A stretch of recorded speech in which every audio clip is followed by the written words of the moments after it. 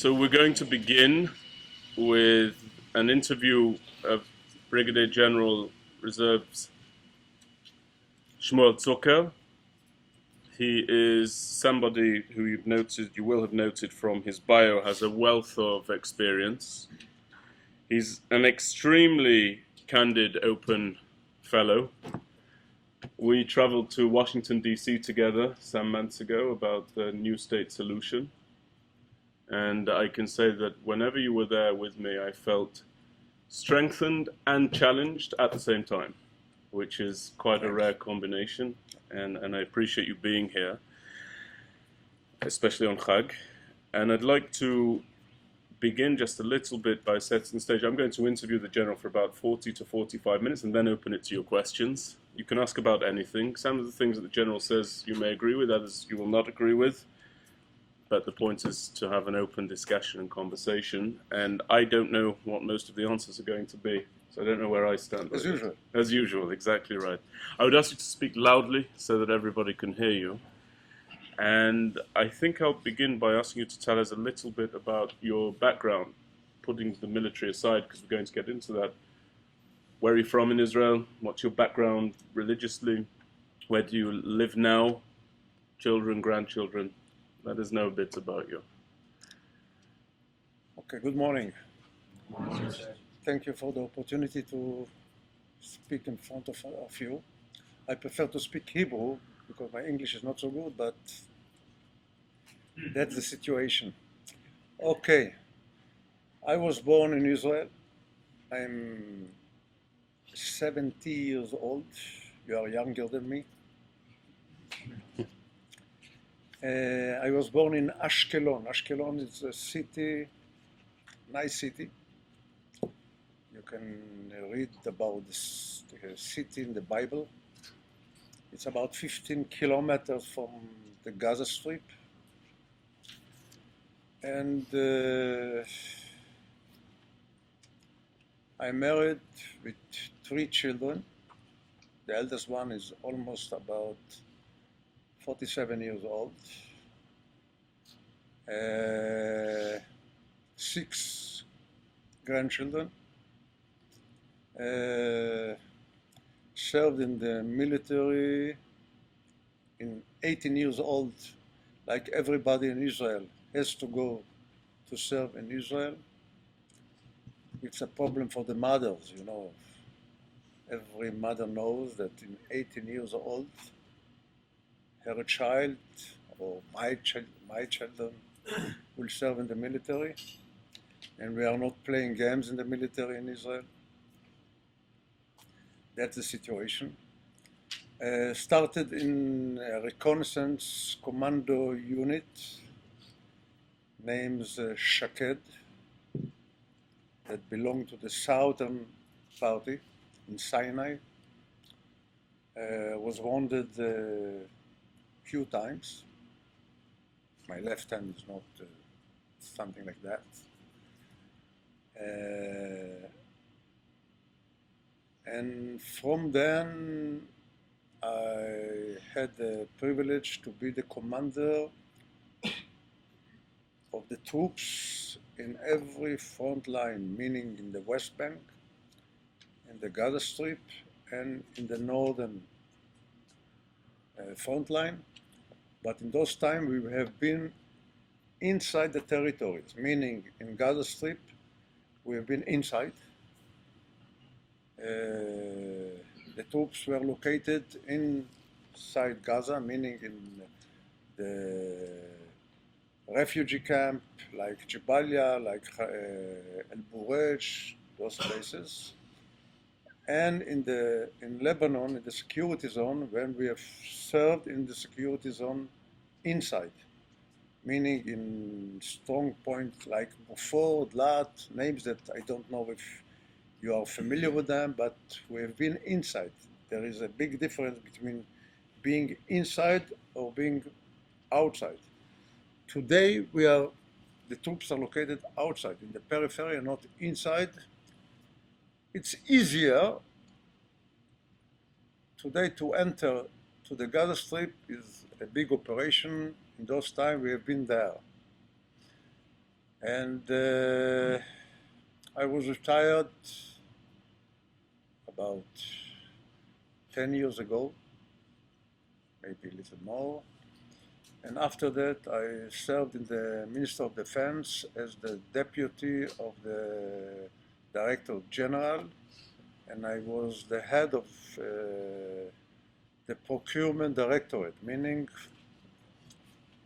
we purchased, we bought everything for the military. The military was the client, from vegetable, shoes, and submarines, and airplane, and the F-35I, and so on and so on and so on.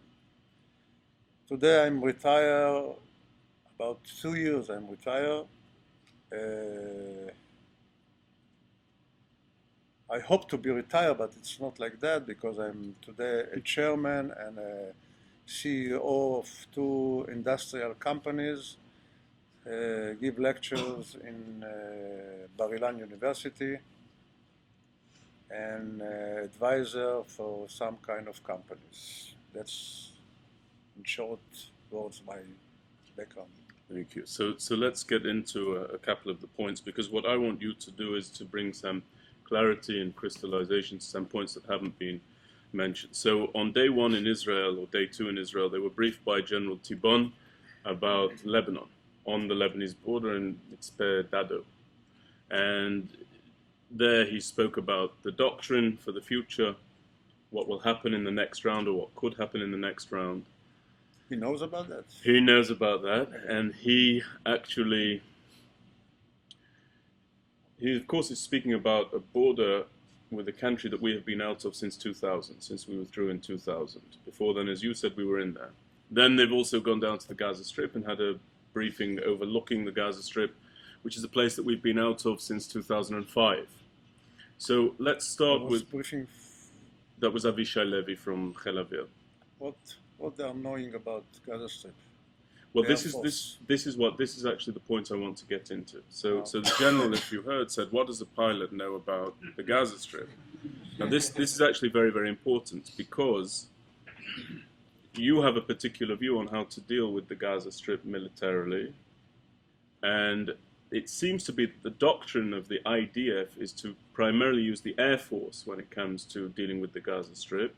So let's start with Gaza. As you said, you were a division commander inside the Strip.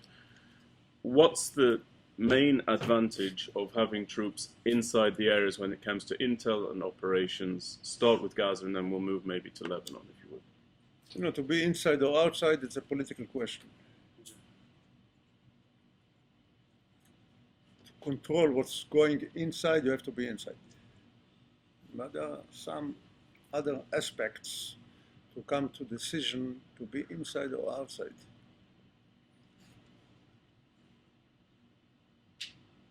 Inside, you can collect information, intelligence. It's easier. You are involved.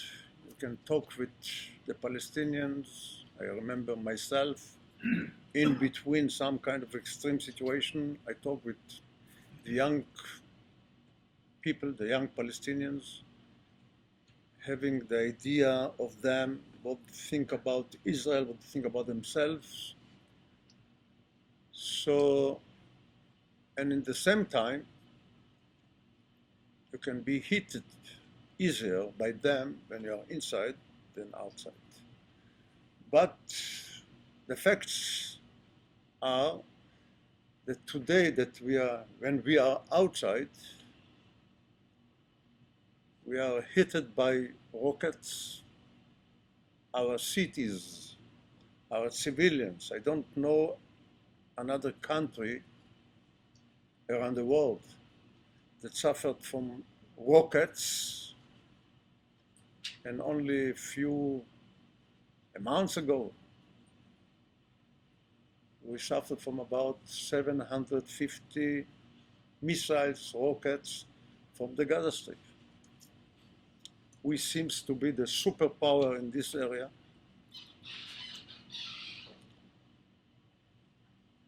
We know we can destroy Gaza Strip in few, I don't want to say seconds, but in few hours, few days, but there is the big limitation of the power. We cannot do it. We have the capability to do it, but we are not doing it. And the question is how the other side that knows that we can do it, there are not afraid to shoot missiles to the country that can destroy them in few hours. And that's the big question.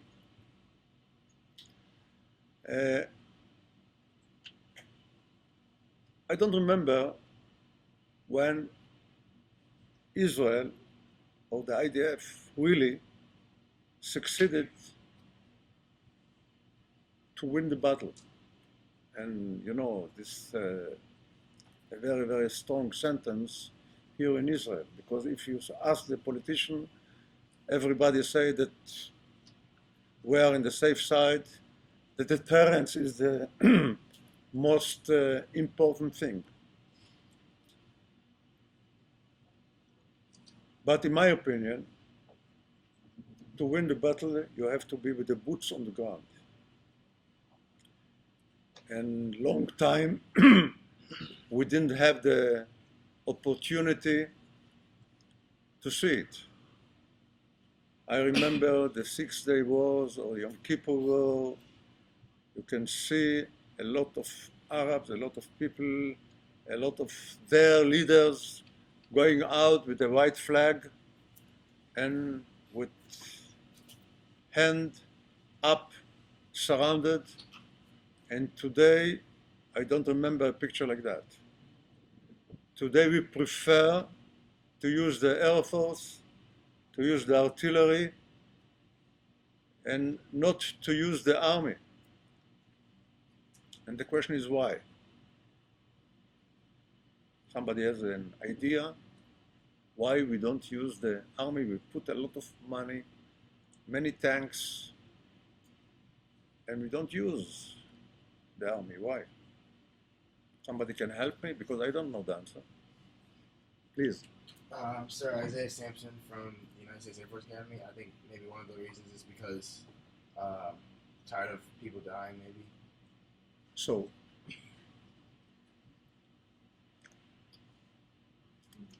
okay, thank you.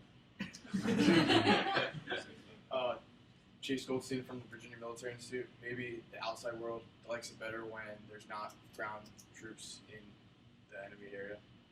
They like seeing airstrikes rather. Okay, please. To VMI. It seems that they didn't spend time enough yesterday at night because Because ground troops are easy for media to pick up on, and it fits the occupation area better. Thank you. It's a question that we are asking ourselves. We are asking our leaders. And my answer,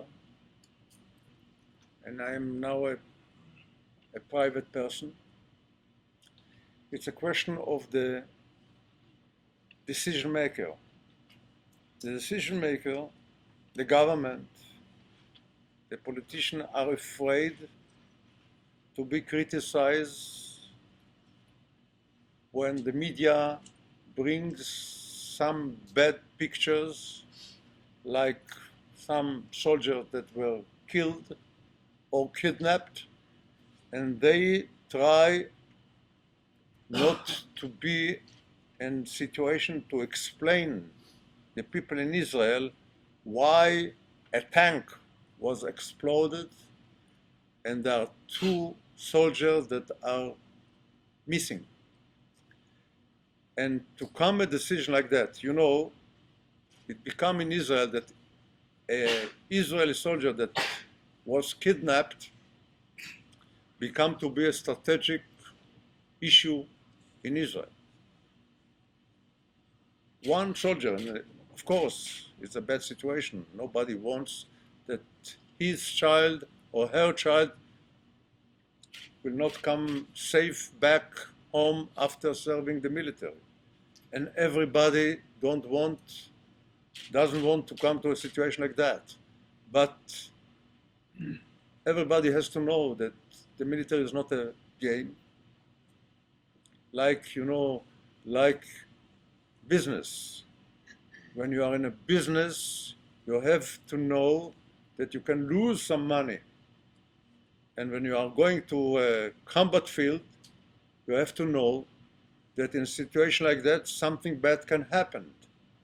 And nobody in the government, in his term, doesn't want to be in a situation that has to explain why in his position some of the soldiers were killed or were kidnapped. And that's why they prefer not to use the ground forces, and they prefer to use the Air Force.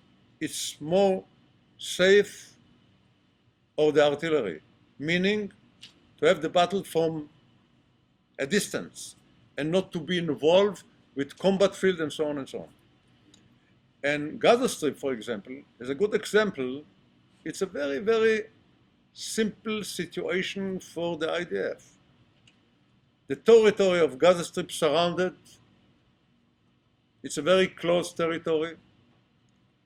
On one side the sea, the other side Egypt, two lines Israel with fences, so that you can isolate this territory, not like Syria and not like Lebanon. In Syria, they can have some enforcement from Iran, from Iraq. In Gaza, nothing can happen. They don't have missiles, anti-aircraft. So it's easy for the IDF to do whatever they want to do. And the last war took us about 52 days to come to the end of this operation. 52 days. It's impossible to think that this country deals with the Gaza Strip with a simple territory about 52 days. And that's why. Because we were afraid is not the right word, we prefer to use the Air Force, to use the artillery, and with a big limitation of power, because we don't want to kill innocent people. Before shooting a missile from our Air Force, we shoot a missile to give a signal to the family in the building, in the Gaza Strip, to run away, because in few seconds we are going to destroy the building. That's what happened. And it took us about 52 days. So Gaza Strip, in my opinion, we have to come to a situation that they are afraid to shoot one missiles towards Israel. So thank you. I think everybody's clear that you're being very candid and very open about this, and I hope you'll continue. And I want you to sharpen something about this, because while we are putting forward a strategy or even a non-strategy that you are not satisfied with, they seem to have a series of goals and aspirations that focus around rockets and also recently tunnels. Now, tunnels have been referred to during this tour, but I don't think it's been accurately referred to in terms of what the goals are of these tunnels that have burrowed into Israel and close to Israeli towns. I want you to talk about what would happen were those tunnels to meet with success, or the plan behind them to meet with success from the Israeli point of view. But also please define what is the goal of this tunneling? What are they trying to achieve when they burrow into Israel? You know, the tunnels is only a road, a way to try to kidnap civilian or kidnap soldiers, because they know exactly to kidnap a soldier, it's like a victory for them. Because when something like that happens, it becomes, as I told you, a strategic issue. The media will talk about it. We have to pay a lot to bring the hostages back to Israel. So try to imagine before the last war, when they almost succeed to bring the tunnel to a kibbutz, to a village or settlement not far from the Gaza Strip. And try to imagine that in Friday evening, when the people in the kibbutz are eating their dinner on Shabbat, suddenly 15 Palestinians, 15 terrorists succeeded coming with the tunnels in the middle of the dining room and killed about 5 children, killing about 10 people. For them, it's a big victory. They don't have to win the big battle against Israel. They have to take about 5, 10 people, and that's for them, it's a big victory.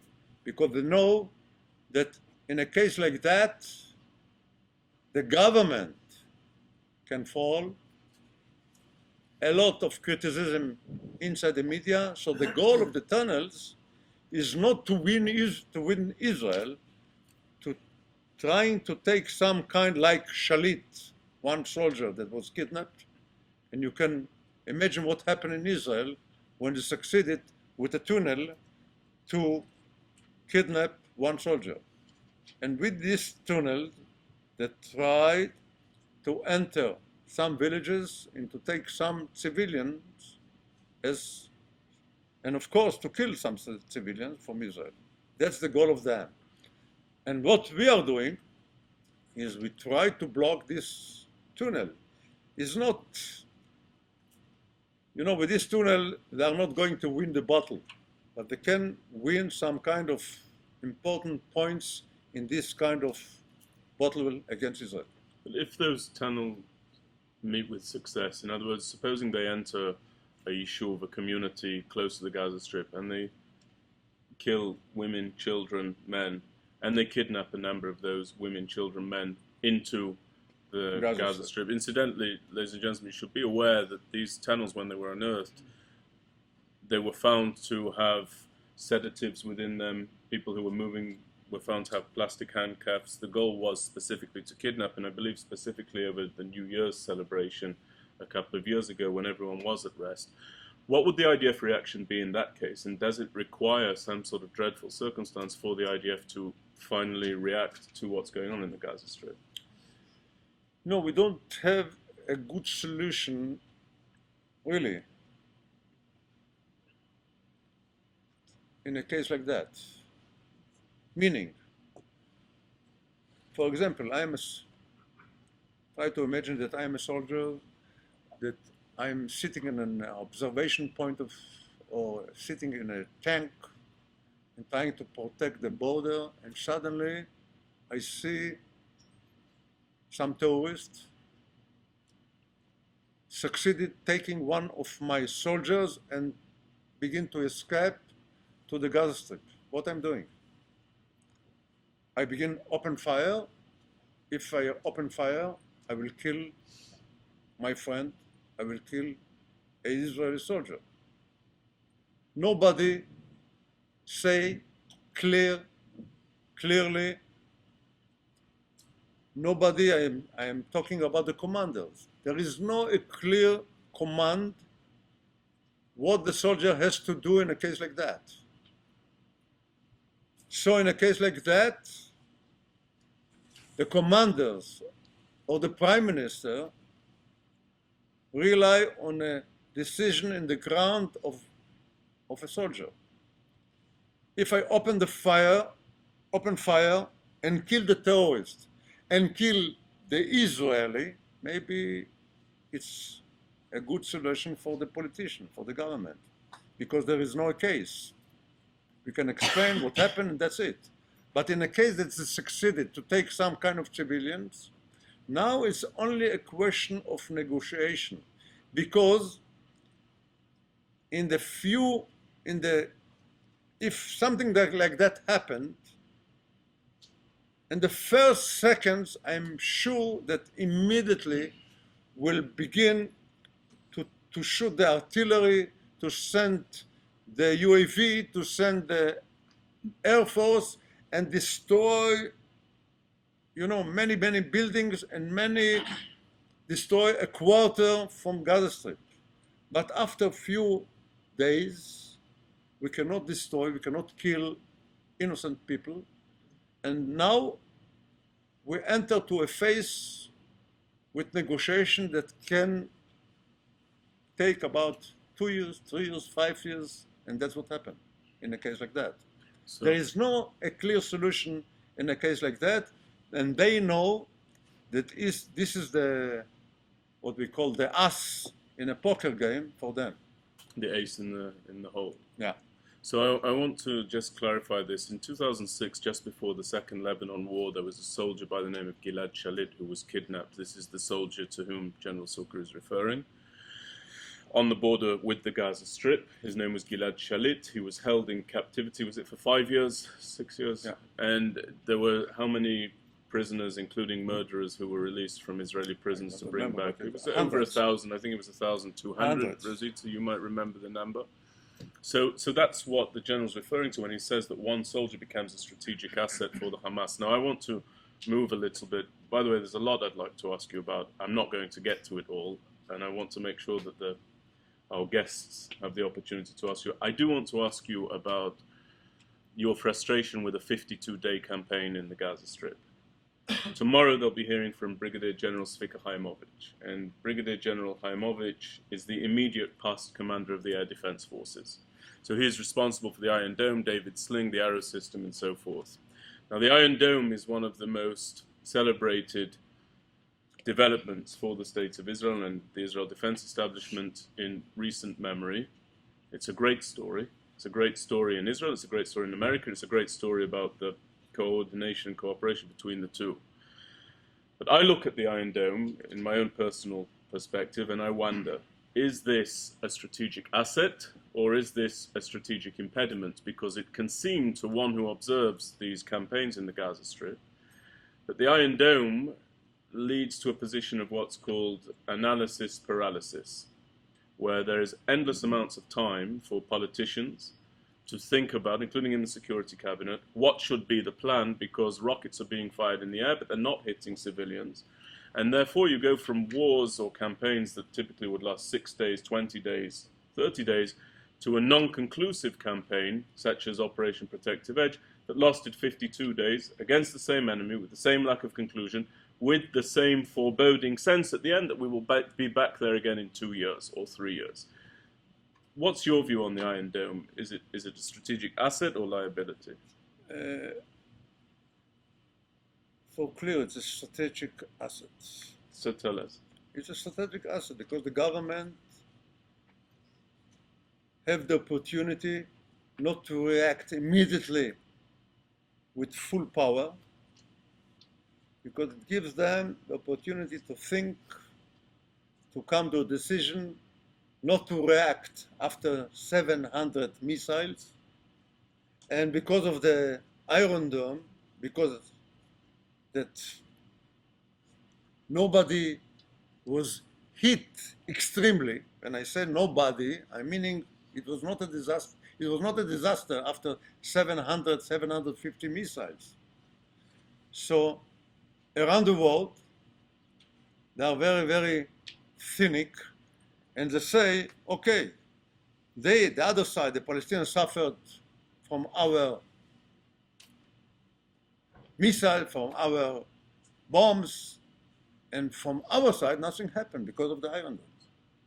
Because the Iron Dome protects us from this kind of missiles. First of all, the Iron Dome is a miracle, really, because of the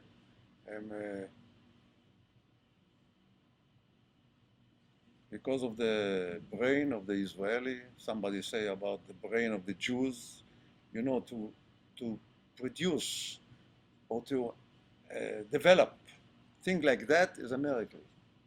You have to understand that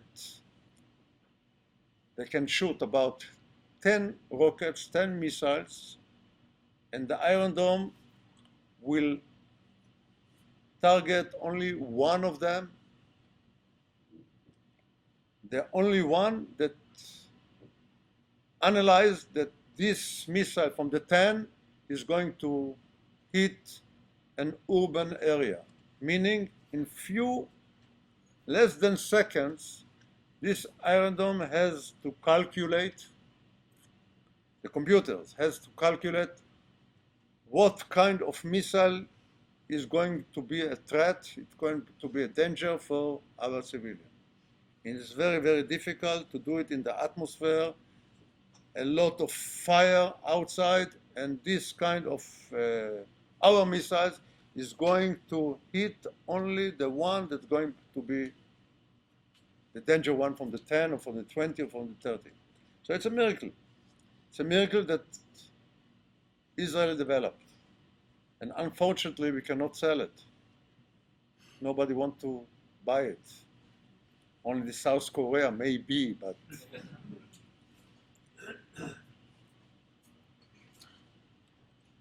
but I'm happy that there's the Iron Dome. But on the other side, on the other hand, the government, the Prime Minister, that today is the Defense Minister, is not coming to a decision to finish or to end this kind of problem in the military aspect. He preferred to go to solve the problem with negotiation and political aspects. But you have to understand that we are in a situation that if one of those missiles will hit a school, and unfortunately can be a situation that 20, 30 people will be killed or children will be killed, it changed the decision. In this time, I'm sure that the reaction will be really, really very extreme. So we are in a Zman Shaul. I'm not sure actually. We are I'm not sure. using this Iron Dome for our advantage, not to come to an extreme decision, and it gives the politician the opportunity to sit around the table, to think a lot, to try to solve the problem with negotiation and not with the armed forces. So I only have two more questions that I'm going to ask you about Lebanon, and specifically actually not the country of Lebanon, but Hezbollah. So there are a couple of operations that my reserve brigade were called to for training, just for regular training. One of them had to do with a simulation for whether or not Jordan would remain stable. That was an interesting subject in and of itself. It's not what I want to talk about. The other was for responding and reacting to an operation undertaken by Hezbollah, whereby they would come into the north, take towns in the north, and hold towns in the north until the IDF came forward and extricated our civilians from those towns. And it wasn't that long ago. I'm sure you know about it better than I do. It was probably 3-4 years ago. And I have a problem with that because it strikes me that because of the civil war in Syria and other matters, you've got there in Hezbollah an extremely robust, practiced fighting force, very well schooled in urban combat and asymmetrical combat, veterans of several brutal campaigns, all of whom are hungry for a victory over the state of Israel. And against them, in addition to the technology, the air force, the artillery, and so on and so forth, in the final analysis, it's 18-year-old soldiers, 19-year-old soldiers from the Israel Defense Forces who are going to be sent forward to face down those people in some capacity. Is the IDF ready for that? As an 18-year-old, 19-year-old soldier fresh out of advanced training, maybe 1 or 2 missions of guarding over civilian duties and populations, ready to face down a battle-hardened, skilled terror organization that is very, very serious and dedicated about what it wishes to extract from the battlefield. So the question is how those soldiers can. My question is, does the average conscript soldier in the IDF stand ready to fight back against a battle-hardened Hezbollah terrorist operating inside the territory of Israel? You know, the system in Israel, it's like when I was the commander, the division commander in the northern front line, and Gaza Strip as well. I got soldiers that 18 years old, and in 2 days, no, they come to this area after training themselves about 1 year, 1.5 years, something like that.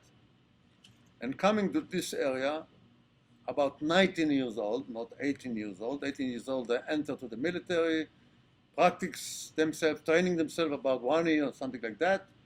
Of course, if something happened, immediately they are sending to this front line even after half a year in the military, but in the regular time, it takes about 1.5 years, and after that, they are soldiers, combat soldiers. We train them in situation like that. It's very, very tough training, and I think it's a question of the mentality, because those soldiers understand that they're fighting to protect their own land, and we don't have any opportunity to lose the war. And this is the main issue, that they have to fight, even to lose their own life, because they know that, you know, I'm living about less than 1 mile from the, what you called the West Bank. That's it. Coming here to Tel Aviv from this area, it took me about 20 minutes, 15 minutes. That's it. So the mentality and the system, how to bring these soldiers to understand that they have to fight. And I think that we give them the tools, the good training, the good weapons, how to fight with this, how to deal with these problems. And it's not only a question of these soldiers, the young soldiers. The same question is about the reserve soldiers that coming to serve only for 5-6 days. After 1, 2, 3 years, maybe 20 years, that they didn't serve in the military. I remember as a commander of the Gaza Strip, had to deal with civilian people that only on Saturday demonstrate against the government about the issue, what we have, what we lose in the Gaza Strip. I'm talking about when we have been in Gaza Strip inside, and there were a big issue in the society, what we have to do in the Gaza Strip. Of course, we were divided. The extreme people think that we have to be inside and to kill every terrorist, to kill even every child that trying to throw stone against the soldier. And the left wing, civilian, demonstrate here in Rabin Square, in every place, against the government that we have to be outside. And suddenly, they come to serve for a few days, maximum 21 days or 1 month in the Gaza Strip, and me as a commander has to explain to them after 1-2 days that they have to change the mind And now we forget about their own opinion, left to right, and they have to deal with this situation as I want to deal with it. Not to be extreme and not to be not extreme. And the capability to put the soldier, the reserve soldier, or the 80 years old soldier in this situation, it's, of course, the capability of the commanders and the mentality of the soldiers. And of course, the training, the experience, the professionalism, and so on. So my last question is a completely different subject. I actually don't know your own background. If you can just tell me, where did your parents come from? Were they born here? No, my parents came from Poland, And and I was 3 years ago, I was the head of delegation of the Minister of Defense that made a tour in Poland, in those kind of concentration camp in Auschwitz, and it was a very, very touchy tour. And I had the opportunity to be in Lublin and to see my parents' family in one of these kind of books in the concentration camp that they were killed there. My mother was escaped with her brother in those days. Her parents, my grandfathers, I don't know them, but they lived in Lublin, Poland, and they sent my mother and her brother. There were about 10 brothers, and they sent only them. They convinced them to escape to Russia. And she and him escaped to Russia, and they were captured by the Russia, and they were in another refugee camp in Siberia. But when they came back, nobody survived. So I was born to my parents that came from Poland, and everybody has something from this kind of experience. And that's another thing here in Israel, to try to educate the young generation about those kind of things, about the Holocaust, about what happened in those, because really, we believe that we don't have any country that we can go there. That's the only country. I can be criticized, I can say a lot against my government, but I say it only here. When I'm going outside, and I were outside, I'm very, very patriotic, very, very extreme. so I want to ask you about that, because knowing now a bit about your family background, you were the attaché to Germany, the IDF attaché to Germany, around 99, 2000. It came up earlier in the tour, and the cadets, everybody here in the faculty, have been to Auschwitz as en route to Israel. And we went to visit Ben-Gurion's home, and in Ben-Gurion's home it was explained that there was a whole dilemma as to whether or not to receive the compensation from the Germans. During the early stages of the founding of the state, relatively early stages, and the Ben-Gurion said yes, and Menachem Begin said absolutely not, under no circumstances, and there's a phrase for this compensation, it's called, I believe it's called wieder gut machen, which means to make good again, or to make positive again. That's the German phrase for it. One, should we have accepted that? I know that it's somewhat an academic question because we did accept it in the end. But two, during your time as attaché, and if you can answer this succinctly, how strong is the relationship with Germany and how strategically important is it? And how did it feel to be an attaché to Germany, given your family history? Explain it, really. It's very emotional, very touchy. I served there about 3 years. One of my good friends, till now, is the German Chief of General Staff. Name is General Helmut Willmann. He's a retired. It's not usual that a military defense attaché become to be a good friend of the high-rank officer in the military. And he used to come to Israel living in my home, even in those days, and when I come to visit Bonn in Germany, I'm staying with my wife in his house. When I was served there, for my children, it was really, really difficult for them to visit Germany. I'm talking about my children, the young generation.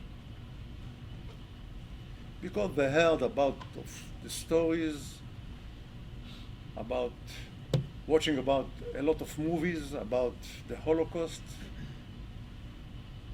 and it was not easy as an Israeli to hear the sound of the train, to see these signals like Stau, like those kind of words, and I know a little bit German, the German language. It's really, really very difficult. But in the same time, I was full motivated to show that I am high rank officer, an Israeli officer, a Jew, serving in this land. And we created really good relationships. I was the first one, because of the good relation with the Chief of General Staff, that we create some kind of exchange delegation, exchange cadets. And now it's every year there are some German cadets are coming to Israel, and we're sending cadets to Germany. For them, it was very, very difficult to come to Israel. They were a little bit afraid about the reaction of the Israeli people, of the Israeli soldiers, how they will react with this relationship with the German people, the German cadets. And I had the mission, when I was serving them, to come every time before they come to Israel, to explain them about what we are feeling about the German people, and giving them the situation that they are going to be full accept. We are happy to have this kind of relationship. We don't want to forget. We educate the people here in Israel not to forget. But in the same time, we have to continue. We don't have to blame them about their own parents. But we can explain them that we are afraid that this situation can come back again. And that's what we try to do. And it's not easy. As I told you, to bring my eldest son to Germany, you know, I was in front, because of the good relationship that I created, קיבלתי עיטור הזהב. קיבלתי עיטור. I got a medal from the Minister of Defense of Germany. I was very, very proud of that. I told by telephone to my son, he was not with me there, that I gave a medal, I got a medal from the Minister of Defense. He told me, what are you proud of that? Having a medal from the German country, it's not. So this is, and I have to explain to my children that, okay, you have to remember what happened, and we don't want to come to a situation like that. And that's what motivated us to think about that every time, every minute. We don't want to be in the situation like that. Not from the German people, not from other countries, and of course not from the Arabs. We don't want to be a situation that the history is always on our mind. But in the same time, we cannot blame them because of their parents. That's what happened. So we're going to open it to questions. We've got about 15 minutes for questions. You can fire away. You can ask about what was discussed or aspects that were not discussed by show of hands. Yes. Cadet Lopez, Virginia Military Institute. You had a very pointed opinion on invading Gaza by having more troops on the ground. How do you go about letting the whole world know that and keeping your allies like okay with that, like, without like creating a bad image for Israel? So I'm going to repeat the questions because we're on the camera and they can't necessarily hear. So the question is, given that you spoke to having a more forceful response in Gaza, including troops on the ground, how would you manage that alongside maintaining alliances overseas with people who see that but may not necessarily agree with that? Is that a fair paraphrasing? It's not a question of to convince other people. You know, thing changes, really. Today, they have missiles, and they can hit Tel Aviv from the north and from the south, from Lebanon and from the Gaza Strip.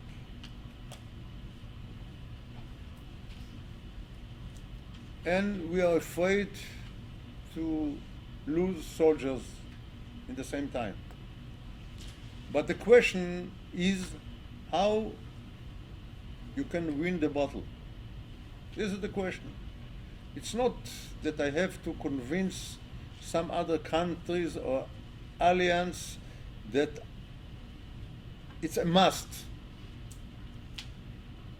Because what happened till now, it's how to, you know, we are thinking now, or we try to convince our people that the deterrence is the most important thing. But the question, who deter me? Who deter whom? We deter them, or we are afraid from them?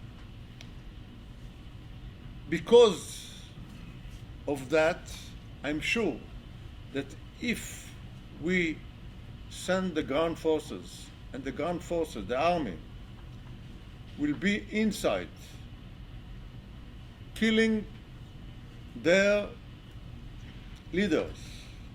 I'm talking about terrorists. Being with the boots on the ground on their own headquarters or their own cities. That will be a very, very clear victory by definition. The other question will be, okay, what will be a day later? We are there. Now, we have to manage. We have to deal with the population on the ground. And that's the main question, that's what happened here. Okay, we will succeed to win the battle. What will be a day later? The alternative is to live in a situation like that. Many, many years. We can live like that. People say that we can live it forever. But I don't want to be,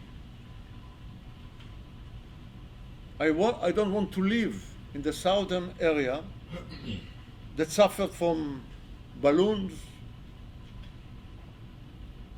that every time when I send the child to the kindergarten, I don't know if he will come back home or not. That's the situation that those people are living there. And the government has to protect them. The government has to give the solution. So the solution is to win the battle, to be there. Otherwise, that's the situation. So to convince the other countries that we have to do it, it's easy. The problem is to convince ourselves. Next question. Yes, Steph. Good morning, sir. Major Stephanie called from the United States Air Force Academy. The United Don't tell. States. I will repeat afterwards. I have some other problem from the artilleries, you know, I cannot hear good. Good morning. The United States has stated that its policy is that we will not negotiate with terrorists, which is perhaps simply an ideal. What is Israel's policy? Okay, that's a great question, definitely worthy of repeating. This is Major Stephanie Culp from the United States Air Force Academy, faculty leader of the cadets from there. And she says that the United States official policy is that they will not negotiate with terrorists, which may just be an ideal, what is Israel's policy on negotiating with terrorists? You know, the question is, you have to distinguish between some kind of situation. This kind of, I don't want to say slogan, or when we dealt, it was many years ago, and I hope that we will not come to a new situation, the terrorists captured some hostages, and we had to negotiate with terrorists. And the idea was that we are not negotiating with terrorists, meaning that we have to kill them. It was in Entebbe, it was in Ma'alot, it was here in Tel Aviv. There were many cases. I was a commander of a very special unit that belonged to the policy that deals with release hostages, because in the past it was a big issue in Israel. We suffered from some kind of terrorists that come to some kind of area and capture some kind of Israeli civilians. I'm not talking about soldiers. And they were in a house or in an aeroplane or in Entebbe, and we have to deal with them. Of course, we negotiate with them, but only for tactical purposes, not to come to a solution through the negotiation and to release the terrorists and to have back the hostages.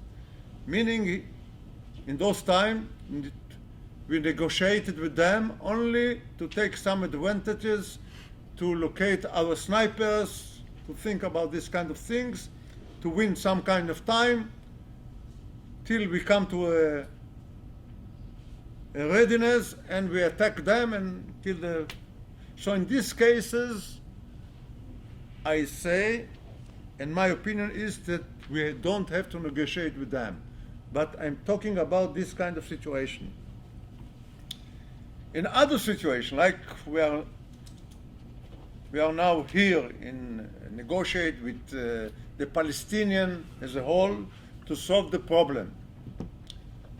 We cannot solve the problem without negotiate with them. We have to negotiate with them. Otherwise, we will not come to any solution. So we have to distinguish between a tactical situation that I say that we don't have to negotiate when we are talking about terrorism, hostages, and so on. And we are talking about to solve a problem, a big problem, so we have to negotiate with them. And who are them? People think that they are the terrorists, and people think that they are politicians. They are the leaders of them. The leader of the Gaza Strip, the leader today, is one of the big terrorists that was in our jail, and we released them, and now is the head of the Hamas. And we negotiate. You know, we don't want the official statement is not to negotiate with them. But in the same time, we give them a lot of money, $50 million and $30 million with whom? With the Hamas. So we have to negotiate. If we want to come to a solution, we have to negotiate with everybody, even if we a terrorist. This is my opinion. This is not the official statement. You can read the books of Bibi Netanyahu, and Bibi Netanyahu say that we don't have to negotiate with terrorism. But what he's doing now, he negotiates with them through the Egyptian. So just to give a little bit more context before I come to the next question, the paradigmatic example of what General Tzuker spoke about is the rescue in Entebbe in 1976, when Rabin said, negotiate, and at the same time he tasked his chief of staff and minister of defense with coming up with a plan that was not actually in existence prior to them being called upon to draw it together. And so that negotiation was very much tactical, with a view to, in parallel, bringing about this mission that's largely thought of as one of the most daring missions in military history. So, next question. Yes? Sir, Cadet Matthew Montar from the United States Military Academy. You mentioned that you would prefer to have boots on the ground in Gaza, and you're a supporter of the New State Plan, correct, sir? הוא מכיר שאתה חבר ב-New State Solution. No. So he's asking about that in the context of it. How do you know about that, by the way? You saw the website? What? I don't know. Okay, so he knows that you're part of the New State Working Group. Okay, yeah. But you're familiar with it, sir? Yes, he's very familiar. Yeah. How would the boots on the ground contribute to the creation of this new state? Because one of the ideals that we learned about was that the Palestinians would have the autonomy to create their own government and choose to do it as they want. But this Israeli presence in the region, how would that affect it, or what situation would arise from that? You got the question? כן, תסביר. Yeah, the question is, given that you advocate for boots on the ground in the Gaza Strip, and given that you also sit as with the New State Solution, how do boots on the ground, how can you reconcile boots on the ground with bringing about an autonomous independent state in the Gaza Strip? Is that correct? Yes, sir. Is that fair paraphrasing? Yeah, that's... Okay, you with me? No, when we are talking about to solve a military problem, we have to solve it. Meaning, if they shoot about 750 missiles, we have to solve the problem. If they burn our agricultural fields, we have to solve the problem. They will not sit around the table if they think that they can destroy our country, that they can win the battle. So we have to bring them to a situation that they are not coming to a solution, because they think always that maybe it will come a time that they will win the battle and we will escape from this country, or I will lose my house. So in the same time, I want to show them that there is not a possibility like that. There is no chance. They can hit 750 missiles, they can do this and that, and we have to be very, very strong. Meaning that we can hit them and we can win the battle. How we win the battle, how we will bring them to the conclusion that it doesn't make any sense to hit our countries, our citizens by missiles, because they are going to suffer more than us. But in the same time, I believe that we have to come to a solution. We want peace. I don't want to bring our soldiers to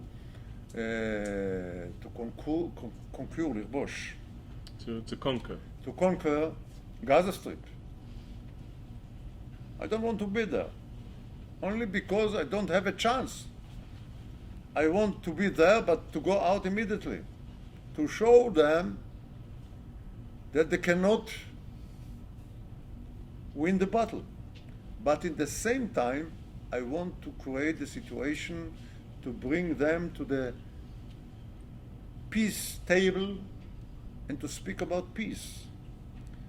And when we think about how we can create the situation that they can think that they can create their own country, I think that the New State Solution is a good solution for them. It's the first step for them to create a state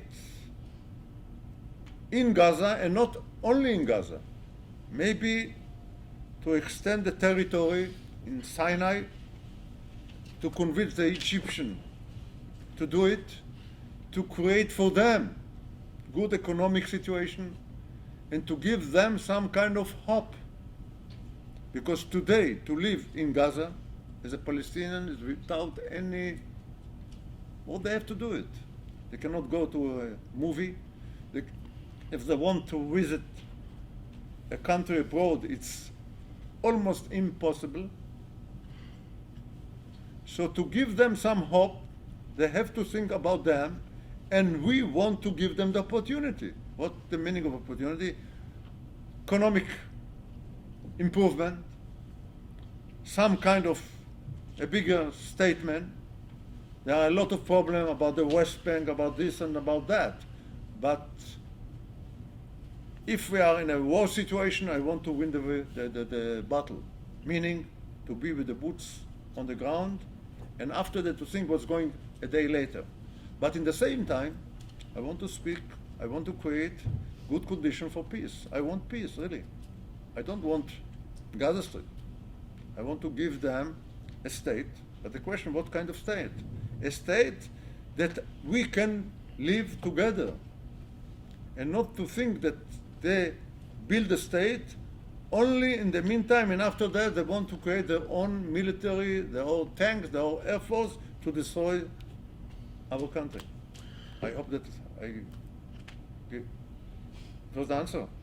It was more geared toward the animosity, like the feeling. Will that feeling between the Israelis and the Palestinians, will that it'll be hurt because of the fighting forces there? So He wants to know if you go and you are determined to win a military campaign, does that victory militarily destroy the opportunity for goodwill between the peoples? I think. Is that right? I don't think so. I want to give them. Until now, we didn't succeed to do it because they think that we become a little bit weak and weak and weak and weak, and I have to show them that this kind of solution to hit our citizens, to hit our cities, it doesn't make any sense because they are suffering more than us. And that's why I want to show them that the idea to hit our cities, it doesn't bring them any kind of solution. They have to think in another way to create a new state for them, to improve the situation for their own people, And to create this kind of situation, they have to think out of the box, to take the opportunity maybe from the United States, a lot of money, not only money to build the tunnels, money to improve the situation for their own people, to build industrial companies, industrial factories, to build a harbor, to build an airport, and so on and so on. Thank you, General. So this is the end of our session. Now, I don't know if there's someone who wishes to come forward. If there is, I'm going to invite them forward. Is there that person? They want to make a swift presentation to you. Before I bring you forward, I just want to say thank you. Very informative, very interesting, very candid. We appreciate it. Thank you.